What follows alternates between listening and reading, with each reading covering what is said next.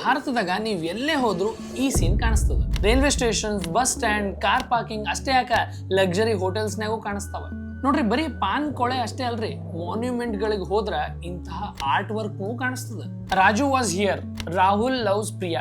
ಮಂದಿ ತಮ್ಮ ಲವ್ ಸ್ಟೋರಿಗಳನ್ನ ಐತಿಹಾಸಿಕ ಕಟ್ಟಡಗಳ ಗೋಡೆಗಳ ಮೇಲೆ ಬರೀತಾರಂತಂದ್ರೆ ಏನ್ ಹೇಳ್ಬೇಕು ನೋಡ್ರಿ. ಇದು ಪಾನ್ ಗುಟ್ಕಗಳ ಕತೆ ಅಷ್ಟೇ ಅಲ್ರಿ, ಇದು ಭಾರತೀಯರ ಸಿವಿಕ್ ಸೆನ್ಸ್ ನ ಕೊರತೆಯ ಕತೆ. ನಾವು ಸರಿಯಾಗಿ ಬೈಕ್ ಓಡಿಸಲ್ಲ, ಎಲ್ಲೆಲ್ಲೋ ಕಸ ಹಾಕ್ತಿವಿ, ಕೆಲವರಂತೂ ಪಬ್ಲಿಕ್ ನಾಗೆ ಮೂತ್ರ ವಿಸರ್ಜನೆ ಮಾಡ್ತಾರೆ. ನಮ್ ದೇಶಕ್ಕೆ ಬರೋ ವಿದೇಶಿಗರ ಮುಂದ ಎಂತ ಇಂಪ್ರೆಷನ್ ಬೀಳ್ತದೆ ಹೇಳ್ರಿ ನೋಡೋಣ. ನಮಸ್ಕಾರ. ಹಂಗಾದ್ರ ಸಮಸ್ಯೆಯ ಮೂಲ ಏನು? ನಾವು ಭಾರತೀಯರೇ ಯಾಕೆ ಹಿಂಗ? ಈ ಸಮಸ್ಯೆ ಎಷ್ಟು ದೊಡ್ಡದಾಗ್ಯದ ಈ ವಿಡಿಯೋದಾಗ ಅದನ್ನ ನೋಡೋಣ.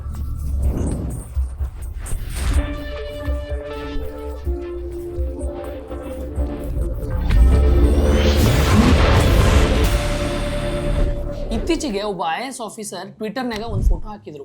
ಏರ್ಪ್ಲೇನ್ನಾಗ ಯಾರೋ ಒಬ್ಬ ಮಹಾಶಯ ಪಾನ್ ತಿಂದು ಉಗುಳ್ಬಿಟ್ಟಾನೆ. ದೆಹಲಿನಾಗ ಕನೌಟ್ ಅಂತೇಳಿ ಒಂದು ಪಾಶ್ ಏರಿಯಾ ಅದಾರೆ, ಅಲ್ಲೂ ಪಾನ್ ಕಲೆಗಳು ರಾರಾಜಿಸ್ತಾವಂತಂದ್ರೆ ಏನ್ ಹೇಳ್ಬೇಕು. ಈ ಪಾನ್ ತಿಂದು ಉಗುಳ್ದಾಗ ಏನ್ ಆಸಿಡ್ಸ್ ಬೀಳ್ತಾವಲ್ರಿ, ಅದರಿಂದ ಕೋಲ್ಕತ್ತಾ ಹವಾ ಬ್ರಿಡ್ಜ್ನಾಗಿಂದು ಮೆಟಲ್ ಕೋಟಿಂಗೇ ಹಾಳಾಗ್ಯದಂತ ಕೋಲ್ಕತ್ತಾ ಪೋರ್ಟ್ ಟ್ರಸ್ಟ್ನವರು ಹೇಳ್ಯಾರ. 2016ರಾಗ ಸೆಂಟ್ರಲ್ ಮತ್ತು ವೆಸ್ಟರ್ನ್ ರೈಲ್ವೆನವರು ಮುಂಬೈ ಲೋಕಲ್ ಟ್ರೈನ್ ಮೇಲಿರೋ ಪಾನ್ ಕಲೆಗಳನ್ನ ತೊಳಿಲಿಕ್ಕೆ ತಿಂಗಳಿಗೆ 3 ಕೋಟಿ ರೂಪಾಯಿ ಖರ್ಚು ಮಾಡಿದ್ರಂತೆ. ಆದ್ರ ಪಾನ್ ಕಲೆಗಳ ಪರಂಪರೆ ಭಾರತಕ್ಕಷ್ಟೇ ಸೀಮಿತ ಇಲ್ರಿ. ಲಂಡನ್ನ ಬ್ರೆಂಟ್ ಪ್ರದೇಶದಾಗ ಭಾರತೀಯರ ಜನಸಂಖ್ಯೆ ಜಾಸ್ತಿ ಆಗಿರೋದ್ರಿಂದ ಅಲ್ಲಿ ಪಾನ್ ಕಲೆಗಳ ದೊಡ್ಡ ಸಮಸ್ಯೆ ಆಗಿತ್ರಿ. ಜೊತೆಗೆ 20,000 ರೂಪಾಯಿ ಪೌಂಡ್ ಅಂದ್ರ ಸುಮಾರು 20 ಲಕ್ಷ ರೂಪಾಯಿ ಖರ್ಚು ಮಾಡಿ ಕ್ಲೀನ್ ಮಾಡಿದ್ರು. ಕಡೆಗೆ ಅಧಿಕಾರಿಗಳು ಪೋಸ್ಟರ್ಗಳನ್ನು ಅಂಟಿಸಿ ಜನರನ್ನ educate ಮಾಡಿದ್ರಂತ. We also strongly believe that communities can help educate people who spit and encourage them to change their behavior. ಈ ಸಿವಿಕ್ ಸೆನ್ಸ್ ನ ಕೊರತೆ ಬರೀ ಬಡವರು ಅಥವಾ ಅನಕ್ಷರಸ್ಥರಿಗೆ ಅಷ್ಟೇ ಅದಂತ ಅನ್ಕೋಬೇಡ್ರಿ. ಶ್ರೀಮಂತರು, ಎಜುಕೇಟೆಡ್ ಮಂದಿಗೂ ಸಿವಿಕ್ ಸೆನ್ಸ್ ಇರಂಗಿಲ್ಲ. ಹೈ ಎಂಡ್ ಕಾರ್ಸ್ ಓಡಿಸೋ ಶ್ರೀಮಂತರು ರಾಂಗ್ ಸೈಡ್ ಡ್ರೈವ್ ಮಾಡೋದು, ರ್ಯಾಶ್ ಡ್ರೈವ್ ಮಾಡೋದು ಎಲ್ಲ ಮಾಡ್ತಾರೆ. ಆದ್ರೆ ಬೇರೆ ದೇಶದಾಗ ಡ್ರೈವಿಂಗ್ ಬಹಳ ಕೋಆಪರೇಟಿವ್ ಅದ ರೀ. ಆದ್ರೆ ನಂಬಲ್ಲಿ ಕಾಂಪಿಟೇಟಿವ್. ಒಟ್ಟು ಎಲ್ಲರಿಗೂ ಅರ್ಜೆಂಟ್, ಎಲ್ಲರೂ ಜಲ್ದಿ ಹೋಗ್ಬೇಕು. ಈ ಡ್ರೈವಿಂಗ್ ಮತ್ತು ಪಾನ್ ಕಲೆಗಳು ಬರೀ ಸ್ಟಾರ್ಟರ್ಸ್ ಅಷ್ಟೇ ರೀ. 2014ರಾಗ ಭಾರತ ಸರ್ಕಾರದವರು ಸ್ವಚ್ಛ ಭಾರತ್ ಅಭಿಯಾನ್ ಶುರು ಮಾಡಿದ್ರು. 2019ರಾಗ ಅದರ 2ನೇ ವರ್ಷನ್ ಬಂತು. ಆದ್ರೆ ಜನರ ಬಿಹೇವಿಯರ್ನಾಗ ಒಂಚೂರು ಚೇಂಜಸ್ಸೇ ಬರ್ಲಿಲ್ಲ. ಇವೆಲ್ಲ ನಮ್ಮ ಮನಸ್ಥಿತಿಯಿಂದನೇ ಹೋಗಿಲ್ರಿ. ಆಯ್ತು, ಒಬ್ಬ ಸಾಮಾನ್ಯ ಮನುಷ್ಯಗೆ ತಿಳಿಯಂಗಿಲ್ಲ ಅಂತ ಅನ್ಬೋದು. ಆದ್ರ ಈ ಫೋಟೋ ನೋಡ್ರಿ, ಒಬ್ಬ ಮಂತ್ರಿನೇ ಪಬ್ಲಿಕ್ನಾಗ ಮೂತ್ರ ವಿಸರ್ಜನೆ ಮಾಡಿರೋದು ಕ್ಯಾಮ್ರಾದಾಗ ರೆಕಾರ್ಡ್ ಆಗ್ಯದ. ಆದ್ರೆ ಯಾಕ ಭಾರತೀಯರು ಖರೇನೂ ಅಷ್ಟು ಗಲೀಜ? ಯಾಕೆ ನಾವೆಲ್ಲ ಅರ್ಥ ಮಾಡ್ಕೊಳ್ಳಲಾಗಿವಿ? ಸಿವಿಕ್ ಸೆನ್ಸ್ ಯಾಕೆ ಕಡಿಮೆ ಅದ? ಇದಕ್ಕೆ ಕಾರಣ ಅರ್ಥ ಮಾಡ್ಕೊಳ್ಳಿಕ್ಕೆ 2 ಥಿಯರೀಸ್ ನೋಡ್ಬೇಕು ನಾವು. ಒಂದು ಬ್ರೋಕನ್ ವಿಂಡೋ ಥಿಯರಿ. ಈ ಥಿಯರಿ ಹೇಳೋದೇನಪ್ಪಾ ಅಂತಂದ್ರ, ಸುತ್ತಮುತ್ತಲಿನ ಸಣ್ಣ ಪುಟ್ಟ ತಪ್ಪುಗಳನ್ನ ನೋಡಿ ಜನ ದೊಡ್ಡ ತಪ್ಪುಗಳನ್ನ ನಾರ್ಮಲೈಸ್ ಮಾಡ್ತಾರೆ. ಫಾರ್ ಎಕ್ಸಾಂಪಲ್, ಒಂದು ಕ್ಲೀನ್ ಗಲ್ಲಿ ಇಮ್ಯಾಜಿನ್ ಮಾಡ್ಕೊಡ್ರಿ. ಗಾಡಿಗಳು ಮಸ್ತ್ ಇದ್ದಾವ, ಸ್ವಚ್ಛ ಇದ್ದಾವ, ಕಸ ಇಲ್ಲ.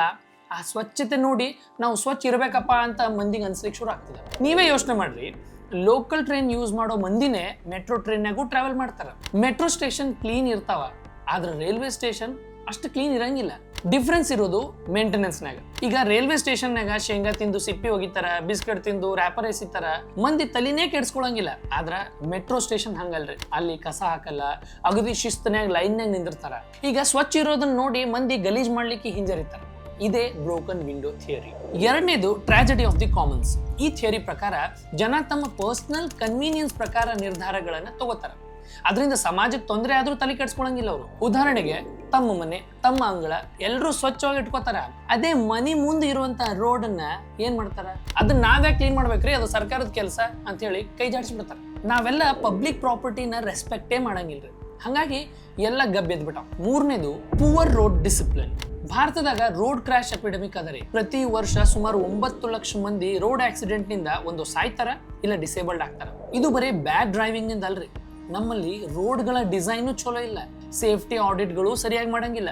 ಭಾರತದಾಗಿರೋ 75% ವಾಹನಗಳು 2 ವೀಲರ್ಗಳಿದಾವ್ರಿ. ಆದ್ರೆ ರೋಡ್ಸ್ಗಳನ್ನ ಡಿಸೈನ್ ಮಾಡುವಾಗ ಕಾರು, ಬಸ್ಸು, ಟ್ರಕ್ಗಳನ್ನ ತಲೆಯಾಗಿ ಇಟ್ಕೊಂಡು ಡಿಸೈನ್ ಮಾಡ್ತಾರ. ಟ್ರಾಫಿಕ್ ರೂಲ್ಸ್ ಸ್ಟ್ರಿಕ್ಟ್ ಮಾಡ್ಬೇಕ್ರಿ ಅಂತ ನೀವು ಅನ್ಕೋತಿರ್ಬೋದು.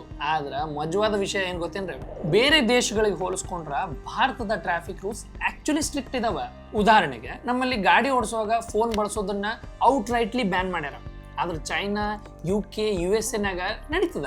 ಆದ್ರೆ ಬರೇ ಫೋನ್ ಕೈಯಾಗಿರ್ಬಾರ್ದು ಅಷ್ಟ. ಇಂಡಿಯಾದಾಗ ಬ್ಲಡ್ ಆಲ್ಕೋಹಾಲ್ ಲಿಮಿಟ್ನು ಭಾಳ ಕಡಿಮೆ ಅದ ರೀ, 0.03% ಅದ.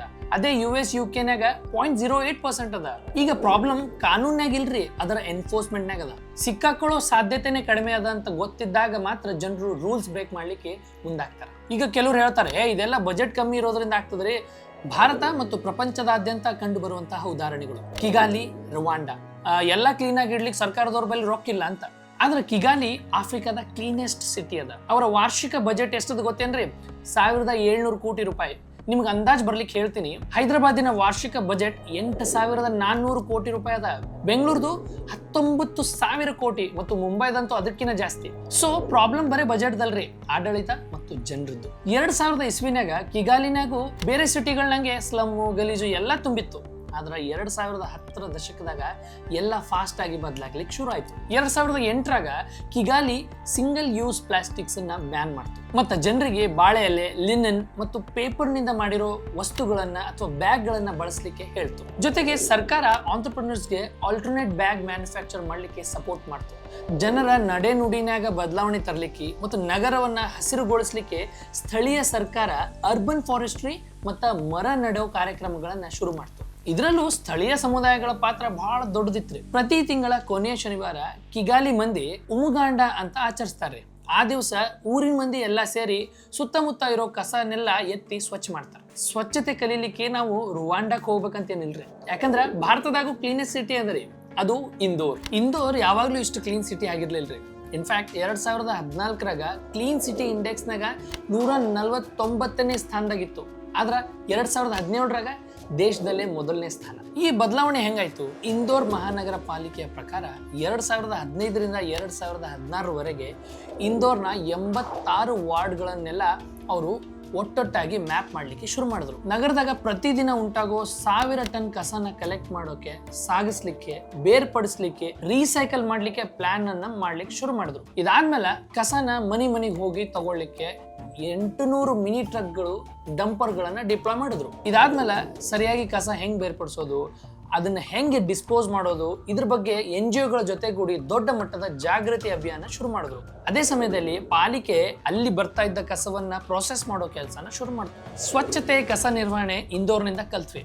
ಆದ್ರ ರಸ್ತೆ ಶಿಸ್ತು ಅನ್ನೋದು ಮಿಜೋರಾಂ ನಮಗೆ ಮಸ್ತ್ ಆಗಿ ಹೇಳ್ಕೊಡ್ಲಿಕ್ಕೆ. ಮಿಜೋರಾಂ ಮಂದಿ ತಮ್ಮ ಕೈಂಡ್ನೆಸ್ ಮತ್ತೆ ಡಿಸಿಪ್ಲಿನ್ಗೆ ವರ್ಲ್ಡ್ ಫೇಮಸ್ ಅದ. ರಾಂಗ್ ಸೈಡ್ ನೇ ಹೋಗೋದು, लेन डिसिप्लिन ब्रेक ಮಾಡೋದು ಬಹಳ ರೇರ್. ये देखो दोस्तों, यहाँ पे जो है ट्रैफिक लग रहा है और सिंगल पर्सन भी जो है हॉर्न नहीं बजा रहा है और साथ ही ना कोई लाइन तोड़ रहा, सभी जो है सिंगल लेन में चल रहे हैं. वैसे सर भाई काफी फ्रेंडली है सभी लोग, बहुत अच्छा लग रहा है यहाँ पे, बहुत ही हैपनिंग प्लेस है. ಹಬ್ಬ ಹರಿದಿನಗಳಲ್ಲಿ, ಮದುವೆಗಳಲ್ಲಿ, ಹುಟ್ಟು ಸಾವಿನ ಸಂದರ್ಭಗಳಲ್ಲಿ ಜನರು ಸ್ವಯಂ ಪ್ರೇರಿತವಾಗಿ ಸೇವೆ ಮಾಡೋದನ್ನ ನಾವು ನೋಡಿದೀವಿ. Not only I, but most of the people staying here might feel embarrassed to not follow traffic rules. ಆದ್ರೆ ಮಿಜೋರಾಂ ರಸ್ತೆಗಳಲ್ಲಿ ಕಾಣೋ ಶಿಸ್ತು ಈ ದಯೆ, ಸಹಕಾರದ ಸಂಸ್ಕೃತಿಯನ್ನ ಇನ್ನೂ ಸ್ಪಷ್ಟವಾಗಿ ತೋರಿಸ್ತದೆ. ರುವಾಂಡಾ, ಇಂದೋರ್ ಮತ್ತು ಮಿಜೋರಾಂ ಉದಾಹರಣೆಗಳು ನಮಗ ದಾರಿಯನ್ನ ತೋರಿಸ್ತಾವೆ. ಆದ್ರೆ ಈ ಉದಾಹರಣೆಗಳನ್ನ ನಾವು ನಿಜ ಜೀವನದಾಗ ಬಳಸ್ತೀವ. ಇದನ್ನ ಮಾಡ್ಲಿಕ್ಕೆ ಒಳ್ಳೆ ಮಾರ್ಗ ಅಂತ ಹೇಳಿದ್ರೆ ಶಿಕ್ಷಣ. ಭಾರತದಾಗ ನಾಗರಿಕ ಜಾಗೃತಿ ಕಡಿಮೆ ಇರೋದೇ ದೊಡ್ಡ ಕಾರಣ. ಸ್ಕೂಲ್ನಾಗೆಲ್ಲ ಸರಿಯಾದ ಶಿಕ್ಷಣ ಕೊಡಂಗೇ ಇಲ್ರಿ.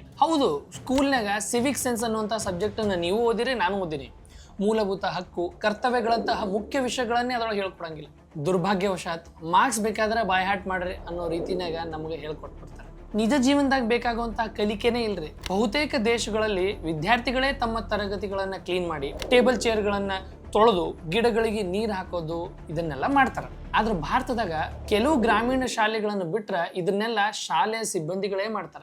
ದಿಲ್ಲಿನಾಗ ಆಪ್ ಸರ್ಕಾರ ಕ್ಲೀನ್ಲಿನೆಸ್ ಕರಿಕ್ಯುಲಮ್ ಅಂತ ಸರ್ಕಾರಿ ಶಾಲೆಗಳಲ್ಲಿ ತರೋ ಆಲೋಚನೆ ಮಾಡ್ತು. ಆದ್ರೆ ಅದು ಹೊಸದಾಗಿರೋದ್ರಿಂದ ಅದರ ಪರಿಣಾಮಗಳು ಇನ್ನೂ ನಮಗೆ ಸ್ಪಷ್ಟವಾಗಿಲ್ಲ. ಮೇಲಾಗಿ ಈಗಿನ ಬಿಜೆಪಿ ಸರ್ಕಾರ ಈ ನೀತಿಗಳನ್ನ ಮುಂದುವರಿಸಲಿಕ್ಕತ್ತದೋ ಇಲ್ಲೋ ಅಂತನೂ ಗೊತ್ತಿಲ್ಲ. ಇದಲ್ಲದೆ ಜಾಪಾನ್ನಿಂದಲೂ ನಾವು ಬಹಳಷ್ಟು ಕಲಿಬಹುದ್ರಿ. ಜಾಪಾನ್ಯಾಗ ಮಕ್ಕಳು ಸಣ್ಣ ವಯಸ್ಸಿನಿಂದಲೇ ಸಾರ್ವಜನಿಕ ಸ್ಥಳಗಳನ್ನ ಸ್ವಚ್ಛವಾಗಿಡೋದನ್ನ ಕಲಿತಾರೆ. ಅದಕ್ಕೆ ಉದಾಹರಣೆ ಅಂತಂದ್ರೆ, ಜಾಪಾನ್ನ ಜನರು ಹೊರದೇಶಕ್ಕೆ ಫುಟ್ಬಾಲ್ ಮ್ಯಾಚ್ ನೋಡ್ಲಿಕ್ಕೆ ಹೋದ್ರ ಅನ್ಕೊಡ್ರಿ, ಗೇಮ್ ಮುಗಿದ ಮೇಲೆ ಅಲ್ಲಿ ಸುತ್ತಮುತ್ತಲಿನ ಕಸನ ಸ್ವತಃ ತಾವೇ ಎತ್ಕೊಂಡು ಡಸ್ಟ್ಬಿನ್ ನಾಗ ಒಗಿತಾರೆ. ನೋಡ್ರಿ, ನಾವು ವಿಶ್ವದ ಅನೇಕ ಉದಾಹರಣೆಗಳು ಮತ್ತು ನಮ್ಮ ದೇಶದೊಳಗಿರುವಂತಹ ಉದಾಹರಣೆಗಳಿಂದನೇ ಕಲಿಬಹುದು. ಭಾರತೀಯರು ಸ್ವಭಾವದಿಂದಲೇ ಅಸಹ್ಯ ಅನ್ನೋದು ತಪ್ಪು ಅಂತ ಹೇಳಿ ಇಂದೋರ್ ಮತ್ತು ಮಿಜೋರಾಂ ತೋರಿಸ್ಯಾವ. ಸರಿಯಾದ ಜಾಗೃತಿ ಕಾರ್ಯಕ್ರಮಗಳು ಮತ್ತು ಶಿಕ್ಷಣ ಇರೋದ್ರಿಂದ ನಾವು ನಮ್ಮ ನಗರಗಳನ್ನ ಸ್ವಚ್ಛವಾಗಿ ಇಟ್ಕೋಬಹುದು. ಇದರಿಂದ ಪಾನುಗಳು ನಿಲ್ಲಿಸಬಹುದು, ರಸ್ತೆಗಳಲ್ಲಿ ಸರಿಯಾಗಿ ಡ್ರೈವ್ ಕೂಡ ಮಾಡಬಹುದು. ಇನ್ನಷ್ಟು ಇಂಟ್ರೆಸ್ಟಿಂಗ್ ಮತ್ತು ಇನ್ಫಾರ್ಮೇಟಿವ್ ವಿಡಿಯೋಗಳಿಗೆ ಜಾರ್ ಆಪ್ ಕನ್ನಡ ಚಾನೆಲ್ನ ಸಬ್ಸ್ಕ್ರೈಬ್ ಮಾಡ್ರಿ. ಈ ವಿಡಿಯೋ ಇಷ್ಟ ಆಗಿದ್ರೆ ಶೇರ್ ಮಾಡ್ರಿ, ಲೈಕ್ ಮಾಡ್ರಿ ಮತ್ತು ನಿಮ್ಮ ಅನಿಸಿಕೆಗಳನ್ನ ಕಮೆಂಟ್ ಬಾಕ್ಸ್ನಾಗ ಶೇರ್ ಮಾಡ್ಕೊಳ್ರಿ.